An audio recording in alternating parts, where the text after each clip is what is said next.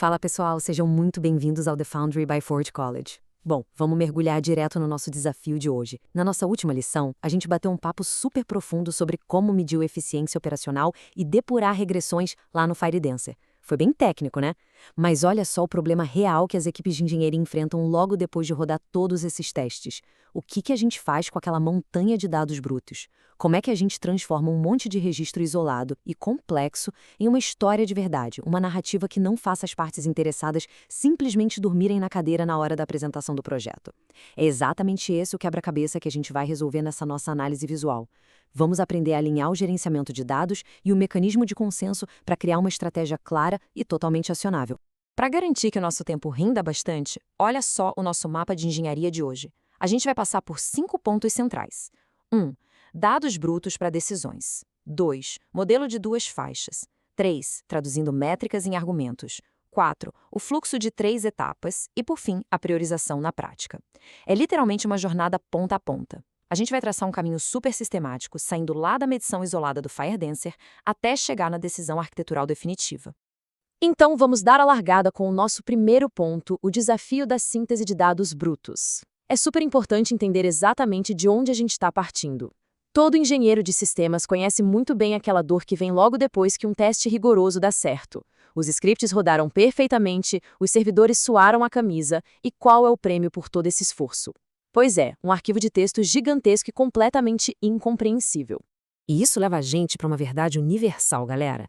Logs brutos não tomam decisões. Narrativas claras, sim. Sinceramente, tentar fazer a liderança ou os investidores lerem logs de execução do servidor é provavelmente uma das melhores curas que existem para a insônia. Ninguém quer ler isso.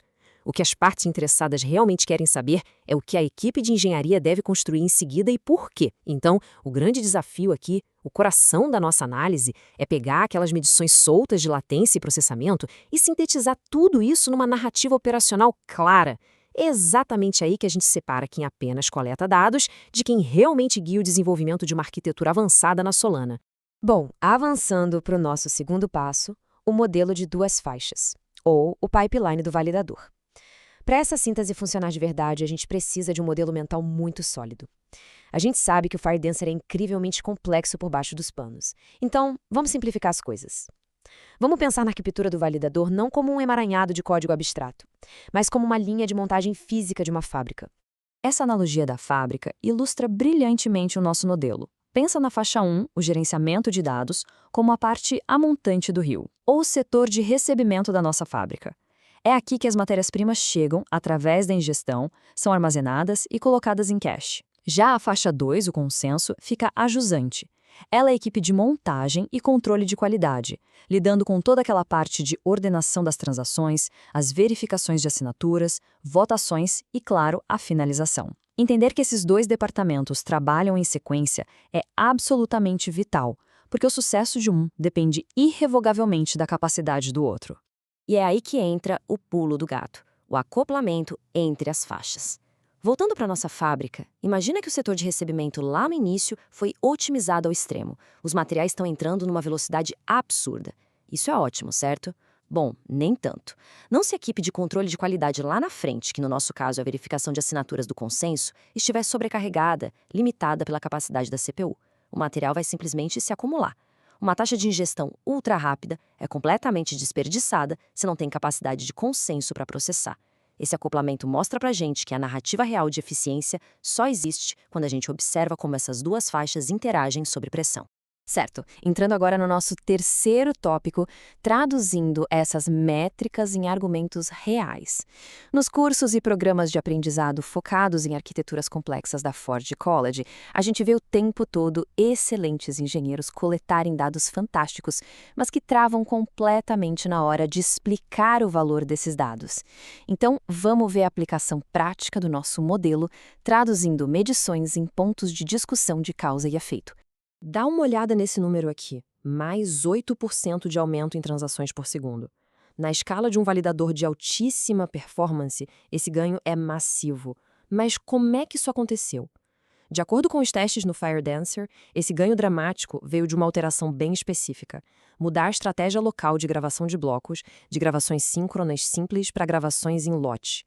menos buscas no disco e menos sobrecarga do sistema operacional ajudaram a despencar a latência.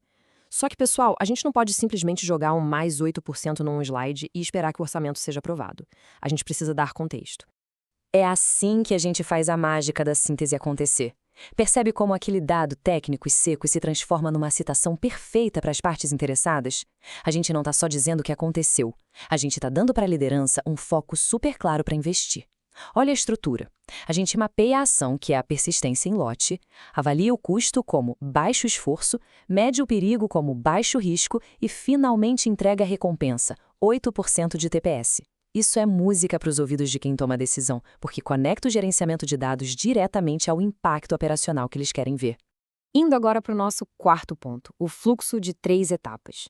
Afinal, como é que a gente chega sistematicamente nessas conclusões brilhantes sem se perder no meio do caminho, né? Toda equipe de engenharia deveria ter um procedimento operacional padrão, um fluxo formal para transformar aquele caos de dezenas de testes num plano de ação limpo. É isso que salva um projeto final. O fluxo funciona em 3 passos bem simples. Primeiro, coletar e verificar.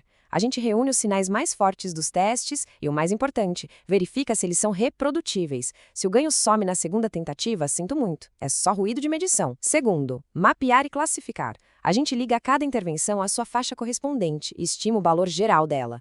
E o terceiro, redigir e validar, que é exatamente onde a gente cria aqueles pontos de discussão super precisos que acabamos de ver, garantindo que tudo está ancorado na realidade dos dados. Deixa eu aprofundar rapidinho no passo de mapear e classificar, porque ele é basicamente o coração da priorização. Qualquer alteração no código precisa passar pelo crivo da Santíssima Trindade do gerenciamento de projetos. Número 1, qual é o impacto medido no TPS ou na latência? Número 2, qual é o esforço de implementação para os desenvolvedores? E número 3, qual é o risco operacional? A gente está mexendo num código crítico de segurança? Mudar a lógica central do consenso, por exemplo, pode trazer um super rendimento, mas o risco de quebrar tudo é infinitamente maior do que só otimizar um cache local de dados, concorda? E agora a gente chega na reta final, o nosso quinto e último ponto, a priorização na prática. É aqui que tudo se junta. Todo o nosso modelo de 2 faixas, nossa tradução de métricas e nosso fluxo de 3 etapas culminam na recompensa final do planejamento, aquele artefato definitivo que resume todo o trabalho suado da engenharia em um formato que qualquer pessoa na sala consegue usar imediatamente. Essa tabela de prioridades ilustra perfeitamente o poder da síntese. Olha como ela acelera absurdamente a tomada de decisão. Pega a primeira linha, agrupar gravações de blocos. A gente vê na hora o subsistema, o excelente ganho de 8% no TPS, menos latência, e tudo isso com baixo esforço e baixo risco.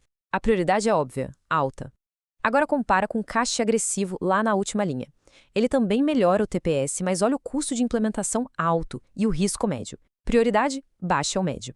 Os trade-offs de engenharia ficam escancarados para todo mundo, independentemente do quão a fundo a pessoa entende do código-fonte do validador.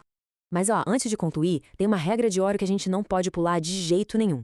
Nada dessa síntese maravilhosa importa se os dados não forem repetíveis. Então, é obrigatório sempre documentar os metadados mínimos, as IDs de execução da linha de base, qual foi o hardware exato usado e o tipo de armazenamento.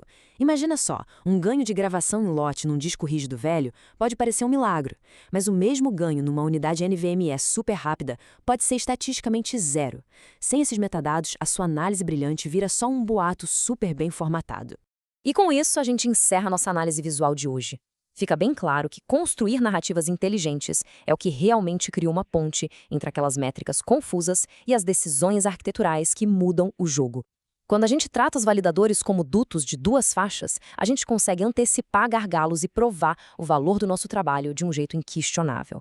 Para quem curtiu e quer mergulhar ainda mais fundo nessas arquiteturas avançadas, no universo Web3 e em como construir narrativas de engenharia de alta performance, eu recomendo muito que vocês acessem o site forge.college. Tem muito material incrível por lá. E para fechar, eu quero deixar uma pergunta provocativa para vocês continuarem pensando. À medida que a gente escala esses sistemas, como exatamente a próxima grande otimização de ingestão de dados vai acabar impactando a taxa de finalização lá na ponta do consenso? Pensem nisso. Um grande abraço e até a próxima.